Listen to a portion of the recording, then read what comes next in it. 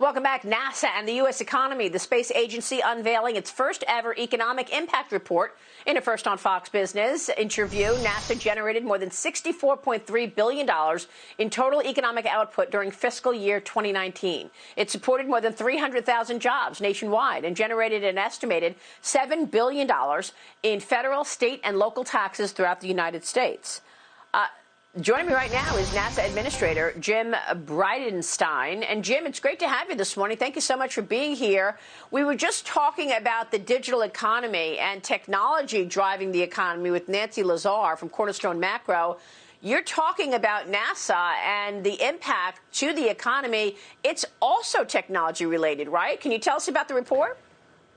Absolutely. And the report is about direct economic output, which, of course, you just highlighted those numbers, which are fantastic. What is not in the report is all of the advancements that come from NASA that get commercialized over decades. For example, right now we're talking via satellite. And, of course, people are watching this on DirecTV and Dish Network and internet broadband from space. And then from there, we think about not just communications, but navigation, how we produce food, how we produce energy, how we predict weather, how we do disaster relief and national security. And of course, President Trump is as focused as any president in history on America's space agenda. And that's not just exploration, it's also national security and defense. I used to say that, President Trump is more supportive of space than any president since John F. Kennedy. But I will also tell you, John F. Kennedy didn't create the Space Force.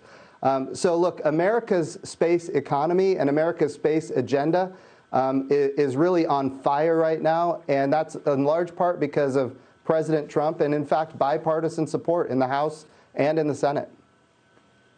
I love it, and I love the idea that it's going to be impactful for the broader economy. NASA has big plans for 2024. The space agency saying that in 4 years it plans to land the first woman ever on the moon and the first man since 1972 through its Artemis program. This program calls for $28 billion in funding through 2025 for Phase 1. Tell us about it, Jim, and the impact. Yeah, so the economic impact from that program alone is over 60,000 jobs in 2019.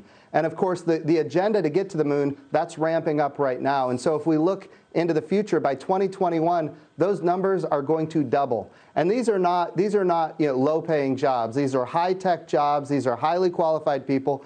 These are the kind of things that also inspire the next generation to go into the STEM fields, to make sure that America remains preeminent in technology. I mean, if you just walk around NASA today, you ask people, why do they work at the agency? They will tell you about how inspired they were when Neil Armstrong and Buzz Aldrin landed on the moon, and then we did 5 moon missions after that. So what we're doing is we're inspiring the nation for American greatness to go out decades into the future, and it really is starting right now with America's, and I will say President Trump's, Moon to Mars program. Without him, this would not be happening.